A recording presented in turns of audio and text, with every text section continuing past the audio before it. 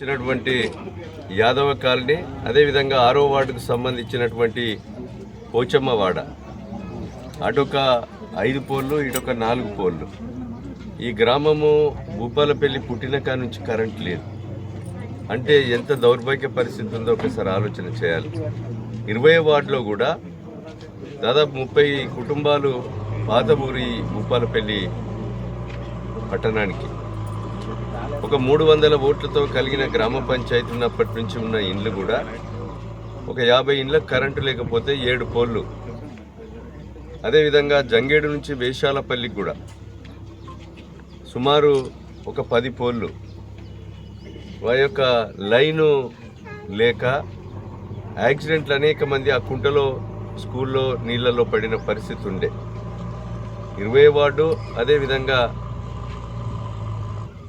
ఈ యొక్క జంగేడు వేషాలపల్లి 14, 11వ వార్డు, ఇక్కడ 6వ వార్డు, 5వ వార్డులో ఈరోజు మనము కరెంటు ఎరెక్షన్ చేసి మున్సిపల్ కార్పొరేషన్ ద్వారా ఎలక్ట్రిసిటీకి డబ్బులు కట్టి ఈ యొక్క కరెంటును మనము ప్రజల సౌకర్యం కొరకు వీధి లైట్లు, అదేవిధంగా ఇక్కడ నివసించేటువంటి మరి వినియోగదారులకు ఎలాంటి ఆటంకం లేకుండా ఈరోజు కరెంటు వెలుతురును మనం ప్రారంభించడం జరిగింది. అదేవిధంగా ఇక్కడ వాటర్ లైన్ కూడా సింగరేణి వాళ్ళతో చెప్పి పాత లైన్లన్నీ కూడా వాటర్ లైన్ వెంటనే రిలీజ్ చేయమని, 4వ వార్డుకు పోయేటువంటి లైన్ కూడా సింగరేణి ద్వారా గేట్ వాల్ వేసి బంద్ చేశారు. వారి యొక్క 4వ వార్డుకు సంబంధించిన 6, 5, 26, 7, అదేవిధంగా 25, 24, అదేవిధంగా 23 ఈ వార్డులకన్నిటికి కూడా వాటర్ రిలీజ్ చేసి ఎలాంటి మరి అసౌకర్యం లేకుండా గోదావరి నీటిని సింగరేణి ద్వారా ప్రజలకు ఇవ్వాలి. మంచినీటిని మిషన్ భగీరథ ద్వారా కూడా అరాకొర నీళ్ళు వస్తున్నాయి, మాకు మురికి నీళ్ళు వస్తున్నాయి, మరి చెడు వాసన వస్తుందని చెప్పి 6వ వార్డులో మొన్న చెప్పారు. అలాంటి పరిస్థితి కూడా కలగద్దని RWSSEతో ఈతో మాట్లాడాం.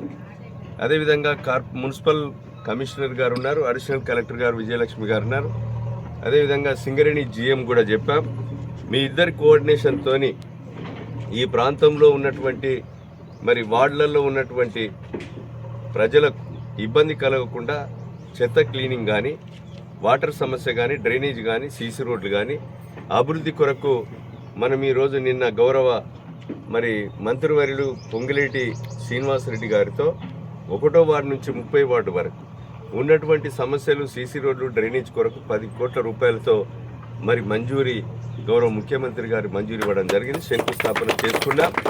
సీసీ రోడ్లు, డ్రైనేజ్ ఏమన్నా మిగిలి ఉన్నా మీరు అవన్నీ కూడా పూర్తి చేసి ఈ ప్రాంతంలో ఉన్నటువంటి ప్రజానికానికి ఎలాంటి ఇబ్బంది కలగకుండా చేయడం జరుగుతుందని సందర్భంగా మేము తెలియజేస్తున్నాం.